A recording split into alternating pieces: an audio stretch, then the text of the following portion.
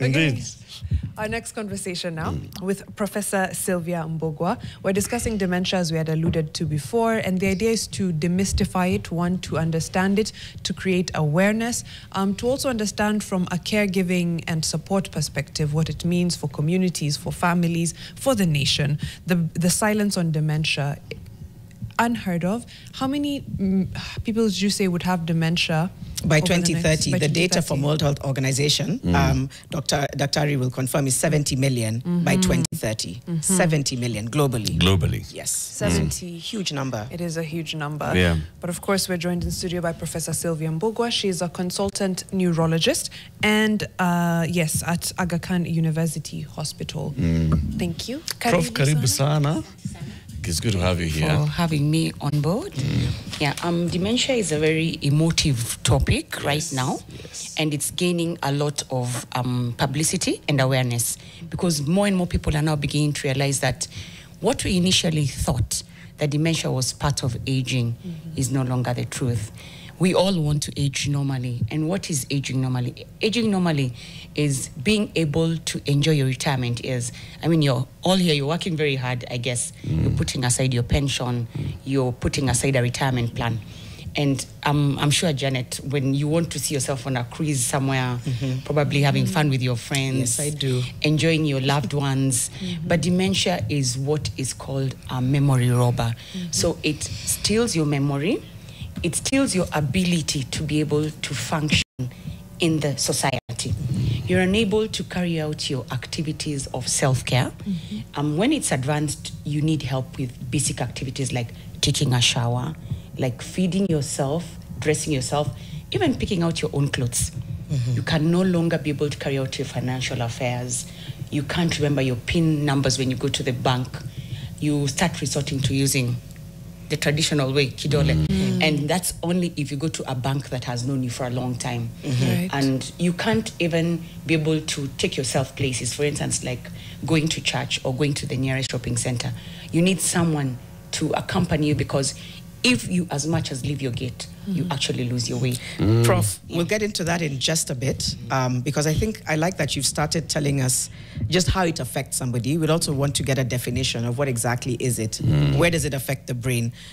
Today I'm introducing the quote. Usually Eric and Mariam will say, Janet has the quote for today. But today's quote is by Malcolm X. You listen to it and you can just see if it rings true for you or how you would translate it. But he once said, you can't separate peace from freedom because no one can be at peace unless he has freedom, which I think in many ways speaks to what you've just said. Yes. Which is just the freedom to be your full self, but dementia can cost you that. Is that how you would translate the quote? That's how you would look at it. And a lot of relatives who have loved ones suffering with dementia actually tell me that dementia is a fast death. That was so profound for me because once the dementia sets in and it becomes advanced, that loved one is no longer who they were. They're literally a shell of themselves. You literally have to do everything for them. They don't even remember the names of their family members. Imagine your beloved mom or dad not even being able to remember who you are or remember their grandchildren. And just to touch on what Janet has said, the statistics are actually alarming. Currently, right now, when you look at the Dementia Registry and World Health Organization, 57 million people are living with dementia right now. And by the year 2030, it will be up to about 75%. It says 75 billion people. And what is even more scary is that one person develops dementia every 3 seconds. I found that statistic very alarming. Wow. And it's interesting because dementia is not something that just starts in a day. It's a disorder, a neurological disorder that creeps up on you. And if your loved one, your mom, your dad, your uncle, your auntie was a highly functioning individual, people who really do have high functioning jobs, like the client you just had this morning, teachers, people who work in institutions, professionals, they are able to reorganize their life in a way that they are able to cover up that they're becoming forgetful. So by the time the family is able to pick it up, it's It's far already down advanced. the line. It's advanced. Yeah. And that is why by the time we pick it up, especially in women, it's much more advanced than in men, because women are able to multitask. Most men can probably do, no offense, Eric, but most men can probably be able to undertake 1 or 2 tasks at a time. It's called focus. Oh, wow. Prof, And it's compartmentalize. Tunnel it's called, vision. yeah, it's called focus. Tunnel vision. Yes. It's called But focus. Prof, I want to ask, Yes. just the basic definition. Yeah. What is dementia? Right. What is it? Okay. Dementia is not just memory. Dementia encompasses a lot of activities in the brain. The key thing is memory. You lose memory, and especially recent memory. You can't retain memory. You'll be having conversation with someone, and the next few minutes they're asking you, did we have this? Did we discuss this? They keep on forgetting. Long-term memory is usually preserved because that is something that happened in the past, already ingrained squarely in the memory. And you also lose executive function. You are unable to plan. You are unable to carry out tasks that require a bit of coordination. For instance, if I'm used to driving a particular way into town, and now, our highways have changed, I'm unable to adapt to the new roads that have come up, and I lose my way because the roads have just slightly changed. And even in environments which are familiar to you, you forget. You're unable to name, you forget names. You're unable to do calculations. Recall is affected, as we said. So it affects executive function, planning, memory. It basically affects also personality. There are people who will come and tell you, my mom or my dad has become much more aggressive. They are very volatile. They are very prickly. They get angry, and they never used to be so. And that just boils down to the part of the brain that is affected. Initially, it's because they realize that their memory is going amok, and they get frustrated because it's not fun to go to church if you're women of Chama, and every time you're trying to remember, what was your name? And then all your friends ask, you can't remember my name? So it's very frustrating to not be able to carry out jobs that you would Otherwise initially be able to do. So they get frustrated. And secondly, now, the memory now, the frustration and the personality change now come about as a result now of the disease itself and the parts of the brain that it affects, which are the emotive parts of the brain. So that's what dementia is in a nutshell. That's what it does. It sounds like what you've described is the end stage, where it's full blown.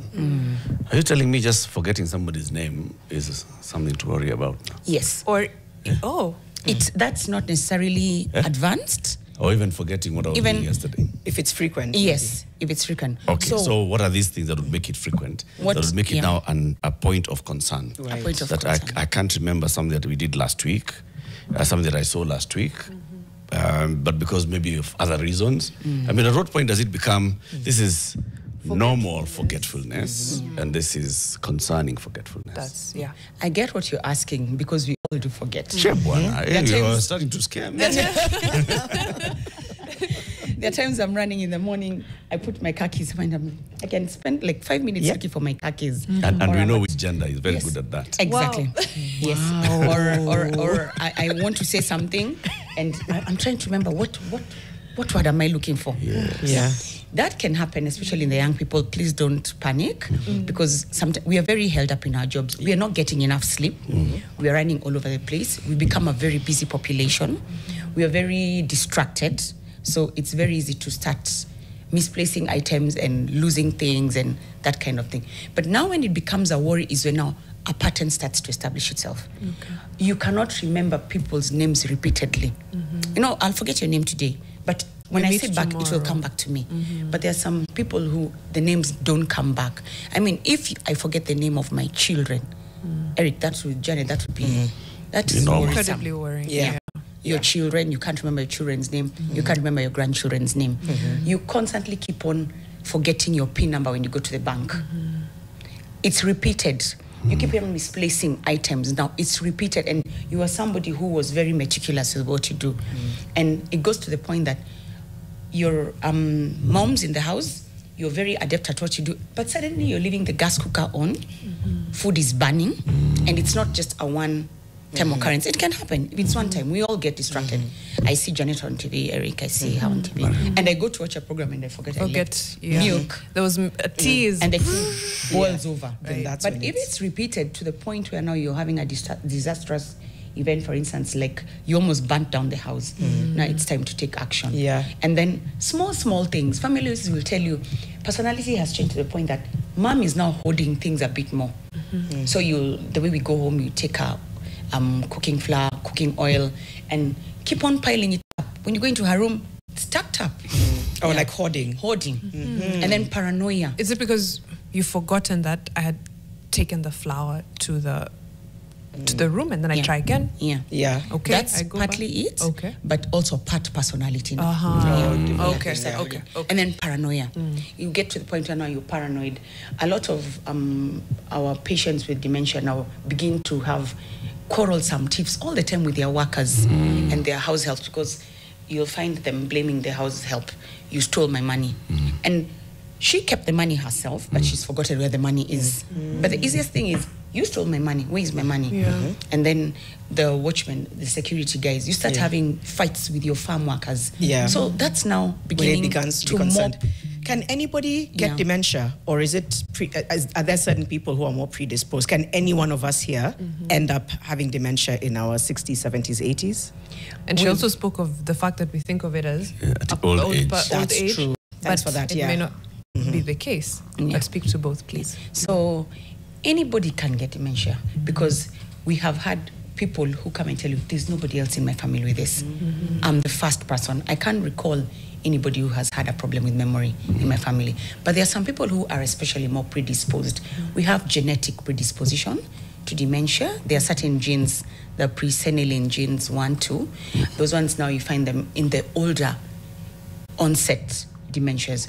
But scary enough, there are also the genes where, like the lipoprotein E, those are, to put it in a nutshell, I'll keep it as simple as possible, there's genetic predisposition to dementia.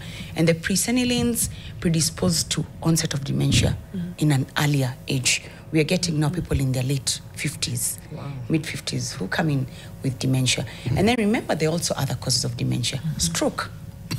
Stroke, if you get stroke and it's in an area that's responsible for memory, what we call the parietal lobe, the temporal lobe, sometimes frontal, you will start to get early dementia, and that's vascular dementia. There are also different types of dementia. If you have trauma, brain injury, you'll be predisposed to dementia. And then other conditions that predispose you to developing dementia are lifestyle conditions, diabetes, hypertension, high cholesterol levels, obesity, sedentary lifestyle. So in as much as we sit here having these very important shows, you guys should be having a place, where's your boss, that you can go and run, gym in the building, walk around, where you can be a bit active, move in the body. Okay. So all those, smoking, excessive substance and drug abuse, you'll find our young people now, memory is becoming a problem because they use a lot of this cocaine, heroin, and marijuana, and you find memory now begins to become a problem. So there's primary dementia, where dementia is a main illness, and then there's secondary, where there are other causes that preclude you to getting dementia. What's the prevalence of dementia in Kenya? We are actually trying to do studies right now. We've recently been doing a lot of studies at Brain Mind Institute in Aga Khan Hospital. We've previously not done any studies, so we're in the process of doing right now. But I see about 3 to 4 patients with dementia every single clinic, and I will run those clinics every day. Okay. So new ones 2, new ones come in 3 to 4. 3 to 4 Patients. Unique patients. Yes, with every dementia. day.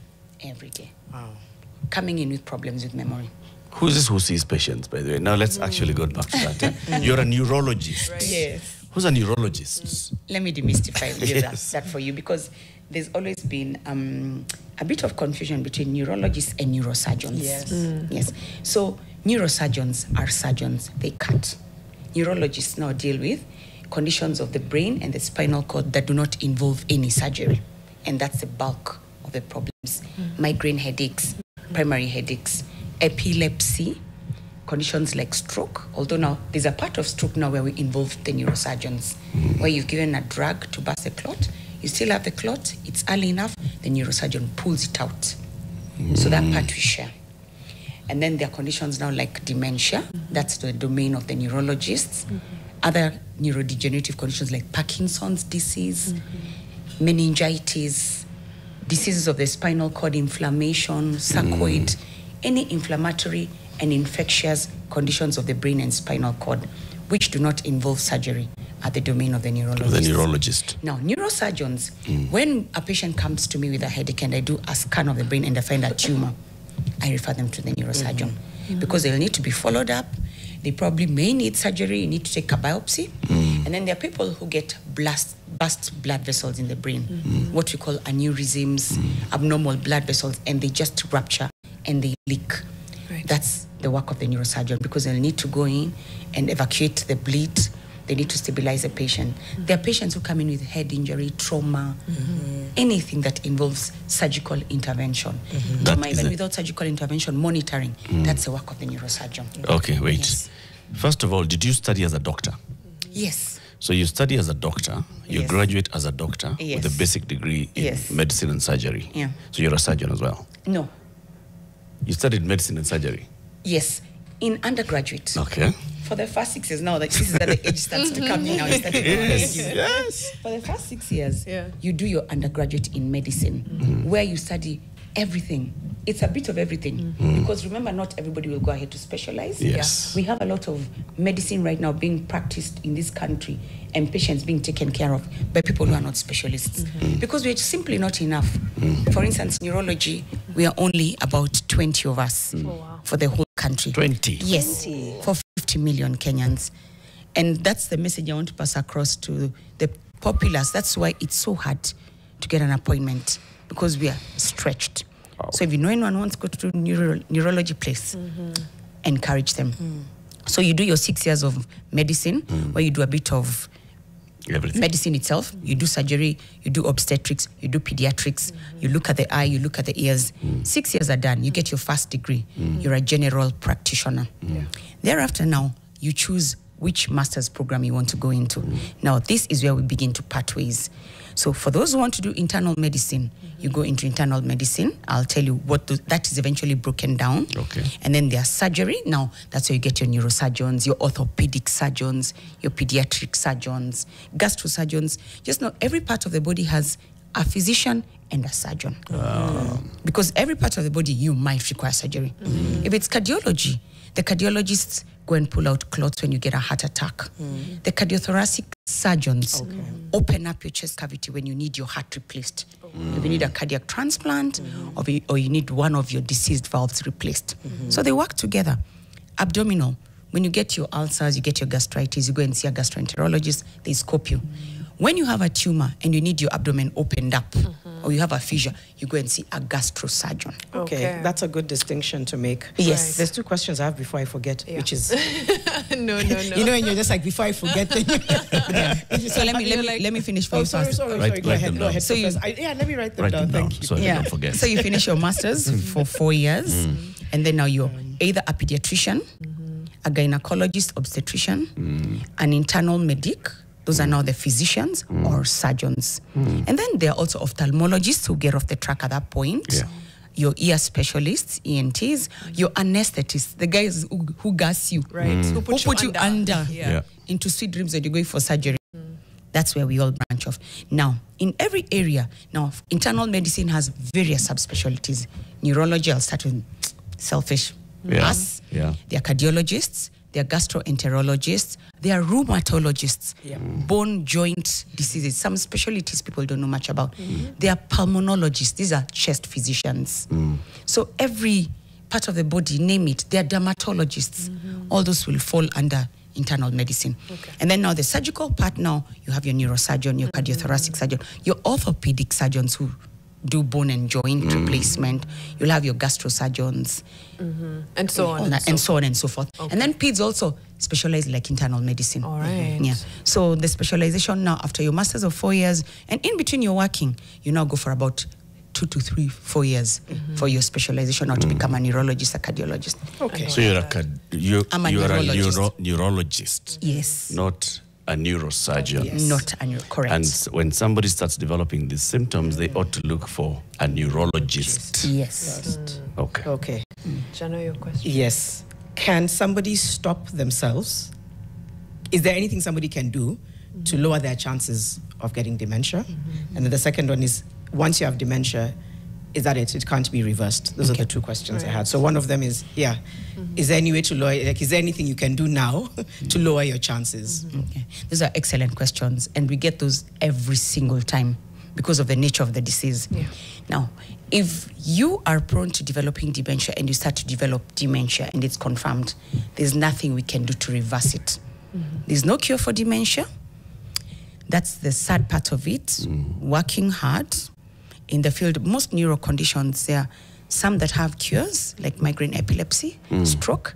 Others, the ones that involve neurodegenerative. Degenerative is degeneration. So Parkinson's, dementia, very emotive illnesses, stresses for the family, we don't have a cure. But we have drugs that slow down the progression of the disease. Yeah, drugs like, I'm sure a lot of people out there know, donepezil, Aricept, there's memantine, galantamine, all those try to slow it down. But there are other pharmacological means that you can actually use, like lifestyle. Start exercising. Exercise is very good. It improves endorphin flow, blood flow. It actually will help to slow it down. Start eating right. You've heard of the Mediterranean diet. Eat lots of olives, fruits, veggies, fish oils. And then take on these, other than physical exercise, there's mental and cognitive exercise. People forget that. You need to exercise physically, but you also need to exercise your brain. What you don't use, you will lose. Yeah. So what is mental exercise? Do you have a hobby? Like a lot of the mommies brought in, they used to knit shawls, do stuff. We tell them, yesterday I saw someone who was a tailor, go get your sewing machine out. Start crocheting. Crochet stuff for your babies, because as you're doing it, you're doing something that's making you think. So that way you kind of help to stem it a bit. Right. It will not stop it, but it will slow it down. Get a hobby. Do things you like. Sleep is very important. Most of us are not sleeping. Even in our age right now, we're busy running around trying to prepare for our retirement. We are missing out on our sleep. Sleep is very, very important. So those are things that we need to do. And then take care of lifestyle diseases. Diabetes, hypertension, hypercholesterolemia. Get tested. By the time you're 40, you should have at least, how many of you have done your blood glucose checks, blood pressure? Anytime you go to the doctor for a cold, they do those things, but you think they're for the nurse. You don't even take a look at them. You need to know what your cholesterol levels look like. Cut down on smoking, cut down on substance and drug abuse, alcohol intake, lifestyle, cut down on your weight, obesity reduction, sedentary lifestyle, get active, start running out there. Those are things that help to slow it down. And in young people who have not developed dementia, if at all you're predisposed, it probably pushes it to a later date, a bit further. So instead of getting it at 50, because you've put in lifestyle measures, especially blood pressure control, diabetes and cholesterol, because this will predispose you to developing strokes, which will make you get dementia earlier.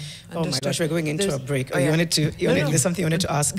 No, it wasn't even a question. Well, we'll comment on a question, but it was something that I saw on YouTube. A creator talking about not specifically dementia, but basically anything to do with the brain and what you've spoken to as mental exercise, which is something that we don't think of as much. And he was talking about developing new neural pathways and maintaining the ones that you have. So it's in learning a new skill or doing a crossword puzzle. Yes, the mental exercise. Sudoku. Yeah, exactly. Crossword puzzles, get those for your people. Teach them how to play Monopoly. Take grandchildren there, because grandchildren will ask you a question. A patient with dementia, they are fixated on something, like that tree. You'll speak about that tree the whole day.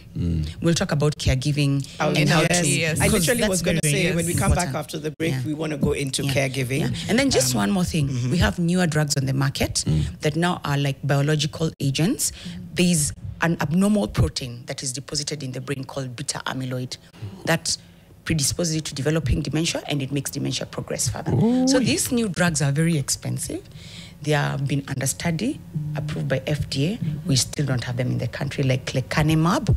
So they prevent the formation and the abnormal deposition of this abnormal proteins.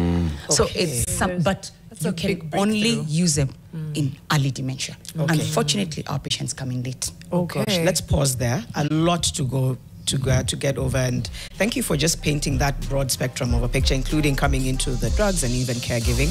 Professor Sylvia Mbugua, Professor Doctor, right? Yes. Not EBSEGA. Breaking the silence on dementia. You can also share your comments, your questions. If you have one, call us. Talk to us on our social media as well, but it's coming up to 8:30. We'll come back and continue the conversation. Sakina Latif says, for a caregiver, it's quite tasking taking care of a patient who's also a relative. What can caregivers do to be mentally stable? We'll come to that. I'd like to ask what the experience is like for the patient with dementia. Also, can you elaborate more on the stages of dementia since it's progressive? Really good questions. Paul Miner asks, I bet so much wealth has been lost due to dementia as the owner loses track of where their wealth is. It's therefore good to share information. When we are healthy, you never know. Fantastic insights. And we'll come to them because we are moving towards having the conversation around caregiving. There's the progressive stages. I think that's a good question. Like, when are you going from bad to worse, and what does that look like? And is there screening for dementia? Okay. There are stages of dementia, but they're not cast in stone. And the trajectory and the journey is different for different patients and different families. There are people who are highly functioning, as I said earlier, and by the time you catch it, it's advanced. And then there are people who, by virtue of what they do, repetitive actions, you can be able to catch it much earlier. So they seek care before it's far progressed. So there are stages in that the first 1 to 3 years, although you will never know that. I always tell families, by the time you pick on that your loved one is now forgetful, it's been going on for about 2 to 3 years. Wow. Reason being, they can jipanga. Yeah, they know I'll be hanging my kids here. They adapt to their life. When you see your loved ones start to put stickies on the refrigerator, call the baba, go shopping, buy 1, 2, 3, start questioning, keeping logs all the time, walking around with diaries, constantly referring to their diaries, having to start putting down their PIN numbers somewhere, start asking them. Although in the beginning they'll be a bit defensive and they will not accept, but some of their behaviors will tell you that the memory is becoming a problem. So early stage is about 1, 2, 3, 4 years. Moderate impairment is about 5, 6, 7. By the time now you're getting to 10 and 11 now, a lot of people are advanced. And in the worst case scenarios we see, some of these patients will be wheelchair bound. They'll need help with everything, bathing, feeding. You put food in front of them, the brain has forgotten, what is that and what am I supposed to do with it? So you literally have to feed them. If you leave them to pick out clothes, they will probably put on 2 shirts and a trouser. That's now a bit more advanced. They can't remember anything. They can't remember names of their kids, names of their family. That's now advanced. In the early stages, they'll be a bit more defensive. You keep on asking me that question all the time. They get angry. They misplace their keys, but they'll have an excuse for it and all that. But now we have a tool which is called a PET scan, an FDG PET scan, where you're given a substrate, a glucose substrate. Your glucose levels must be controlled. So diabetics first, we need to control their glucose substrates, and then we give them that. And the part of the brain, basically glucose is a substrate for energy for the brain. So the brain breaks it down, what you call metabolism. If your brain is working well, it will light up as red on a PET scan. If your brain is not breaking down the glucose well, it shows green, and blue is the worst. So if we do the exact opposite. Red is okay. A red flag is usually the problem. And now it's when it lights up red, that's danger. No, that's good. That's normal That's brain. good, yes. So I expect that our brains here are red, hopefully. Okay. Wow. Yeah. If it goes green and blue, we are even able to type which part of the brain is affected, because there are different types of dementia. The commonest is Alzheimer's. We call them the happy forgetful. They're usually pleasant, calm, don't have many problems, just take care of them. Then there's frontotemporal. These ones are a bit more aggressive. They lose their speech very early. And then there's Lewy body dementia, where they now develop features of Parkinson's, which is another disease on its own. And the memory loss comes earlier than that. So that affects the back part of the brain. So that's why a PET scan is even important, because now it also helps to type for you what kind of a dementia are we dealing with, and now you correlate that with your clinical information. And why PET scans are important, just to touch on what Janet asked, we're getting a lot of family issues now where you find within the family, there's some kids who are for the parents. They won't take care of the parents' welfare. They start realizing mom, dad is becoming forgetful. We need to watch out for their property. They start getting legal counsel. They work together. There are other kids or other family members or friends who start to take advantage.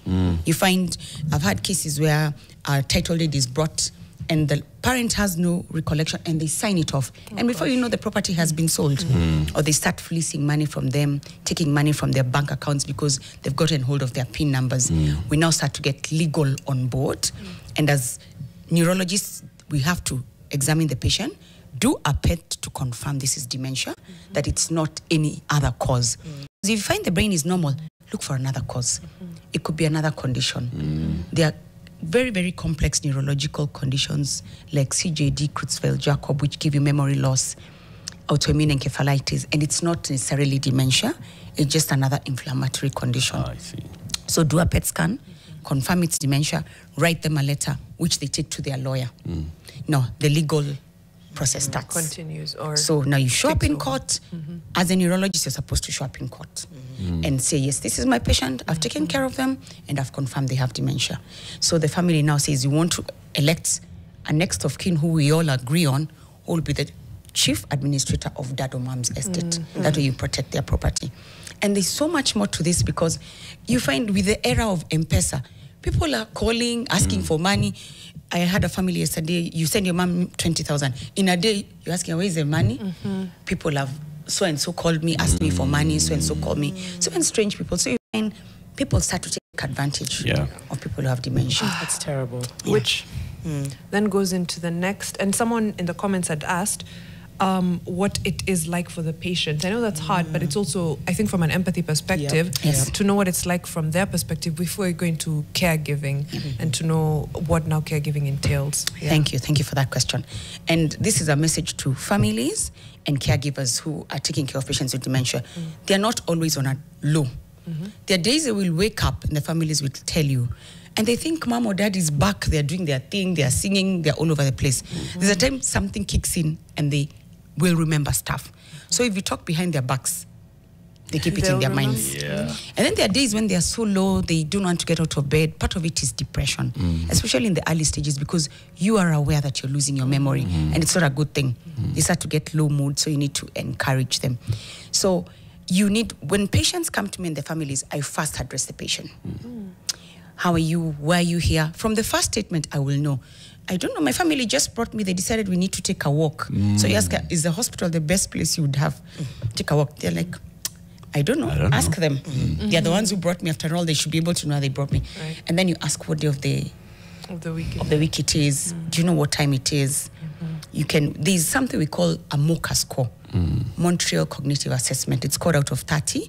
It's a sheet that's internationally developed, a tool to assess for memory objectively without even the scan. So score is 26 and above, total is 30. We allow that for because young people, there are times you're distracted, you've not slept well, you're anxious about something, you're having a bad day. You remember, forget things. But if you're scoring 15 over 30, 11 over 30, there's a problem. So I speak to the relative, to the patient first, assess where we are starting from. You can tell from some of the questions, and then after that you ask them, can I talk to your family? Some of them will be, why do you want to ask, what do you want to ask my family? They're quite defensive. Other patients will say, yes, you can talk to my family. So you need to address the patient. There are patients who've walked in sometimes and left their family behind. And you ask, where is your daughter today? I didn't tell her I'm coming to see the doctor because I realized she speaks over my head. So you need to address their concerns and you need to find out, in this disease, what is most, the thing that really asks you the most, what is really emotive for you as a patient? And then now there's a bit for the caregiver, because the patients also will tell you, I want to retain my independence. They want to still drive around, but you can tell that their judgment is impaired, executive function is impaired. They've lost their way severally. They just cannot drive. They are a danger to themselves and to other road users. And nowadays with the bodas, you knock one, you will have it. So because now they can't be able to coordinate, coordination is affected. Looking at the side mirrors, looking at the rear view mirror, it's a problem. Yeah. And it's a struggle to get, especially the ladies, please stop driving. Get them a driver. Get them a driver to drive them around. So that's from the caregiver, patient's perspective. Respect them, sit with them, humor them, listen to what they want to talk. If they want to talk the whole day about that tree, that flower pot, they keep repeating it, let them do it. I would think they don't want to be infantilized, especially. Yes, because they still retain just a little bit until it's very advanced now when they're locked in a shell and they can't remember much. So put the patient in perspective, and then now the caregivers. It's very tasking for the caregivers. And in just the early stage, we move to the caregiver, we have a call on the line. I don't want to lose them, but we'll come back to the caregiving because it's a big point. I think it's Adam from? Abraham. Abraham from Eldoret. Good morning. Good morning, how are you? Very well. What's your question or comment for Prof? My question is, I want to know the difference between dementia, amnesia, and paranoia. Sorry, dementia and then? Amnesia and paranoia. Okay. Yeah. All right. Thank you so much. We'll have her answer. Yeah, just that before we go into caregiving. Okay, that's a very technical question. Dementia, as I alluded to earlier, affects your memory. And memory is amnesia, basically forgetfulness. How you do your things, executive function, planning, coordination.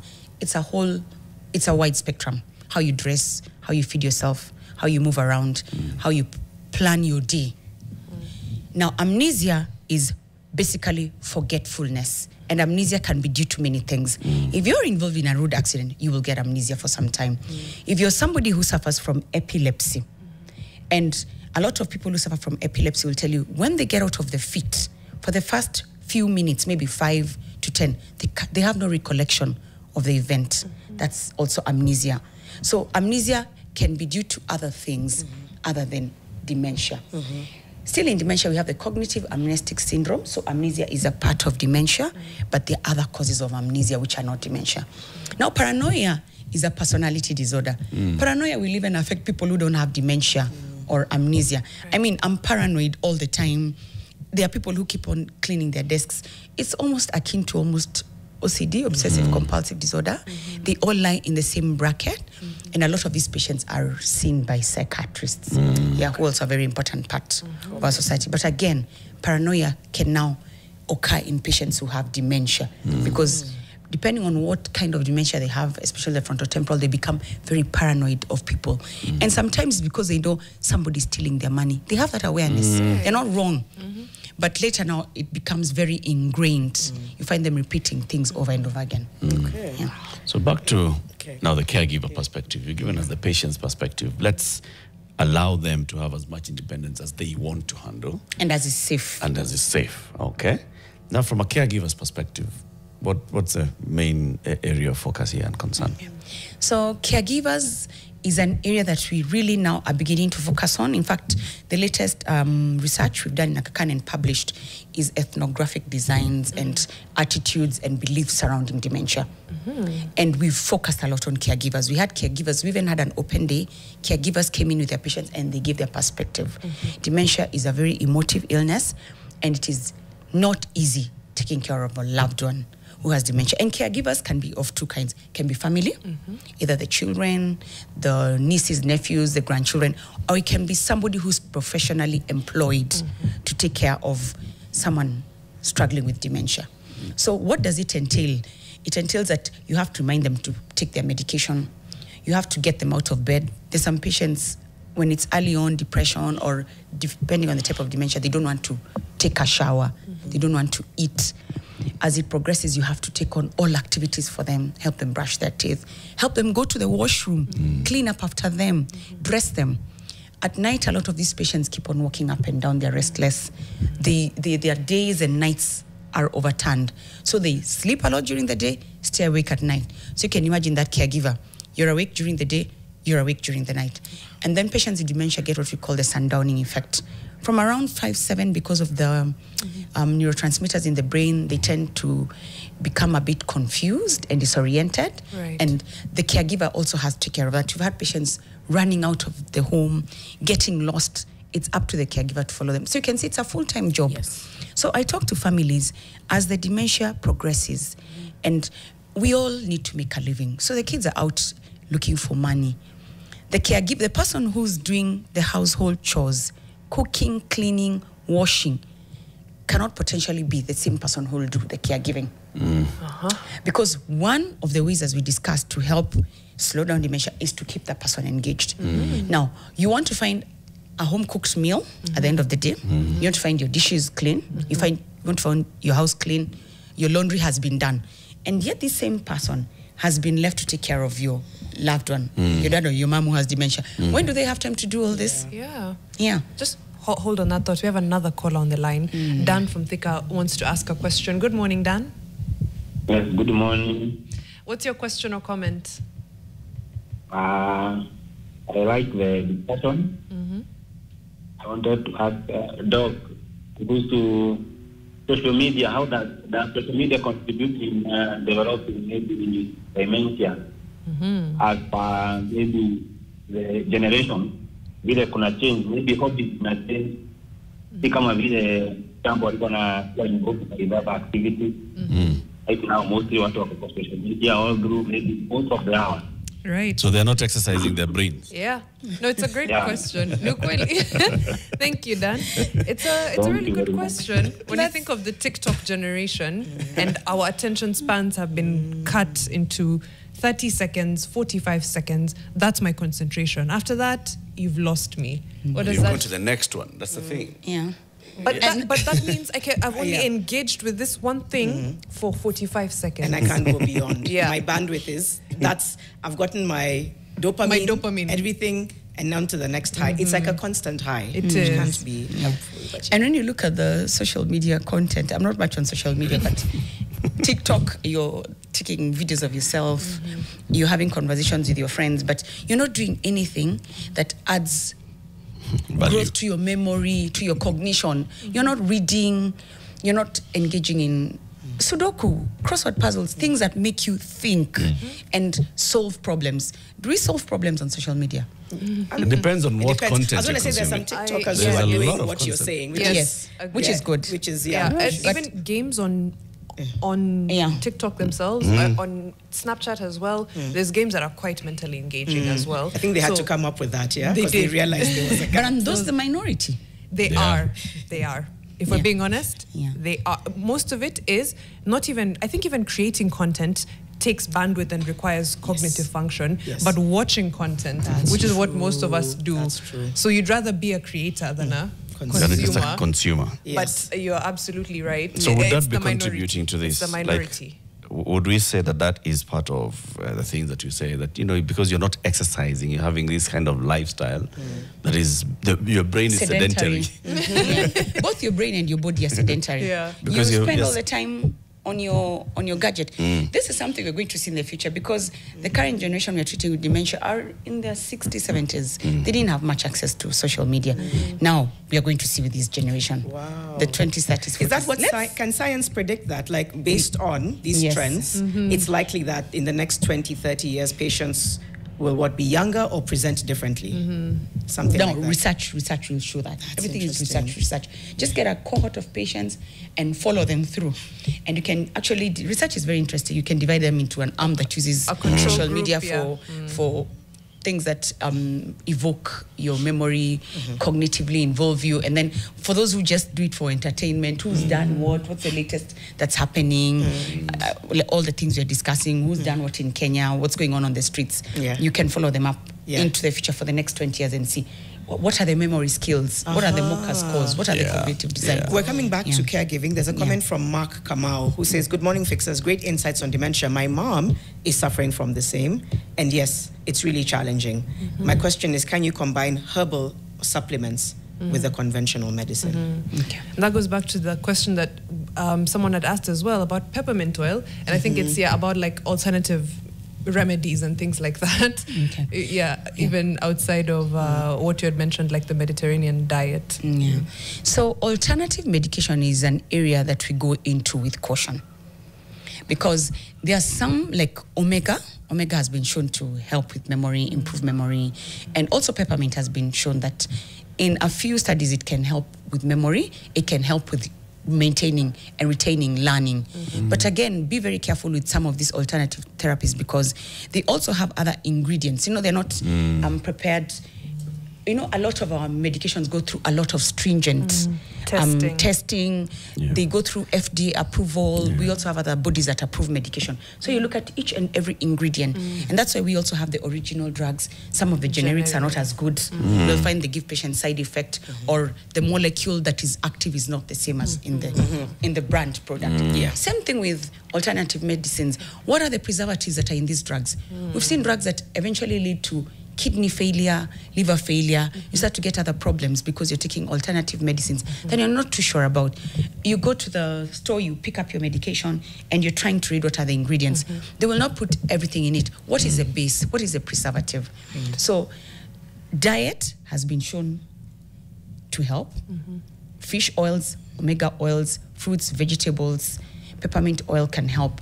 But beyond that, and then some patients actually attest to garlic. And people will come and tell you, this and this has helped my memory. But again, we don't have research. Right. Is it that, or is it something else? Something else. Have they taken up a hobby? Right. Has someone stepped in who has taken charge of the situation and said, Mom, we are going to be running with you every single morning. You know, there are kids who actually move back home. I've had kids who work abroad who've decided we are moving back home. We have another caller on the line. This is Caroline, you said? Caroline from Nairobi. Good morning, Caroline, and thank you for calling. What's your question to Prof? Good morning. My question is, my dad is around 83 or 84 years old, and he seems to forget a lot. At times when I talk to him on phone, he tells me that it takes him time to process what I'm trying to tell him. So I don't know whether he's already having a dementia, or should we seek professional, see a doctor for that? I'm concerned about his health. Right. Did you get the question, I Prof? didn't get the initial part. Her brother is 83, 84, right? 83 or 84 years old. Oh, father. 83, 84 years old, and is becoming quite forgetful. So she wants to know if, it's time to go to the hospital. I think this is the question of, is this just getting senile with time versus dementia, and when should she go to the hospital and take him to the hospital? She needs to take him to the hospital for a review and to get her questions answered, because as we said, there's normal aging. We have people who are in their 90s with pristine memory, or if they're forgetful, it's the usual, not too much. By the time you're paranoid, you can't remember your children's name, your grandchildren's name at 80. That needs to be checked out. We are now getting into the era of healthy aging vis-a-vis unhealthy aging. Yeah. We're at a minute. Is there any parting shot that you think can bring us home, whether it's a combination of the disease and caregiving? But what would you like to leave Kenyans with today, or just to leave our viewers and listeners with today? Okay. There's an organization called Alzheimer's Dementia Society of Kenya, ADOC, of which I'm a member. I don't know whether people know about it. It's a very good resource. And they have people who volunteer, like for instance, sometimes some Saturdays I go in and give talks. And a lot of families, the ones who know, come in with their loved ones, the ones who can make it, who are not too badly off. Families go there. They meet, they engage. And it's important because if I'm a husband taking care of my wife with dementia, I will not relate the same way or behave the same way or respond the same way as a wife. Women are generally meant to be caregivers. They take it easier. Men find it harder. When your wife now is the one who has dementia, now you're the one to deal with caregivers, nannies. It becomes a problem. Yeah. That's the so when you go to ADOC, you meet other men who are in the same situation with you. So they form support groups. They help each other. Like now those questions, what do I do? What medication? How did this drug interact with you? Because my doctor's perspective to your father's condition, Carol, for instance, is not your perspective. So patients sometimes and caregivers like to have the perspective of another caregiver. The caregivers will come and tell me, after all, you're not the one in my shoes. So I will have to listen to that and refer them to ADOC because they meet other people. And then ADOC has widened its focus in that and its spectrum in that we have people who give free legal advice. Okay. They can get caregiving advice from there. They can get contacts for where to get trained caregivers. Yes. Right. A lot of these patients, as they age and it's advanced, they forget how to swallow. They start to choke on their food. Yeah. It's time to give them what we call a peg tube. So there's so much we can talk about dementia for 2 hours. Can we hold you for 10 more minutes? Yeah. Literally just 10 more minutes after the break. Because again, the questions are rolling in. They're coming in hot and fast. And there is so much to discuss, if you don't mind. Yeah? Just 10 more minutes. Okay. All right, we'll take a quick break. Hashtag is Fixing the Nation NTV. We'll be back with Professor Sylvia Mbugua discussing dementia and basically figuring out, you know, what it means to caregivers, how to unmask it, and answering your questions as well. We'll be right back. Right. Yep. We are in conversation with Professor Sylvia Mbugua discussing dementia, and we wanted to just wrap up the conversation because, one, there were so many questions coming in, and especially on the element of caregiving, I don't think we got to really, you know, not exhaust, but even deeply go into that, and the burden of caregiving. And burden is a word I don't want to use, but the cost of caregiving, right. And let me use that from an emotional perspective as well as a financial perspective. What does it look like? Okay. We are requiring more and more caregivers now as we diagnose more and more patients. And before, in the yesteryears, you had a lot of children who stayed back home with their parents and few went out to work. But now everybody is in the workforce in one way or the other, except for this probably economic crunch or crisis. So you find that now we are needing to get more and more caregivers who are not family to take care of loved ones. So we need to have trained caregivers. And what I tell family is also veto your caregiver. A lot of our elderly patients, once they develop dementia, they become childlike. They regress and they now become almost like children. In fact, in the advanced stages, they develop reflexes like the children. So it's like your child. When you're going to work in the morning and the child starts crying and holding onto your dress, it means there's something wrong with the nanny. That nanny is probably mistreating that child or not taking care. Same way, if you're going and you're leaving and your parent or your loved one with dementia is clinging onto you, becoming quite emotional, distressed, has started throwing tantrums, personality is changing, start thinking, could that be a problem with that particular caregiver? We've had caregivers who put food in front of them, starve them the whole day because they need to do other chores in the house, or sometimes can even mistreat them. We've had a few who've physically abused patients with dementia. So also be careful. So get trained caregivers, and remember there's something very big called caregiver burnout. Just like the way we get burnt out at work when we don't get a break, we are tired, we're exhausted, we are frustrated. Caregivers get frustrated, and especially if they're expected to do other chores on top of taking care of a patient with dementia. I don't want to call them patient, loved ones with dementia who are a bit more advanced and need help with almost everything in terms of dressing and feeding. How will that caregiver be able to take care of their chores and take care of?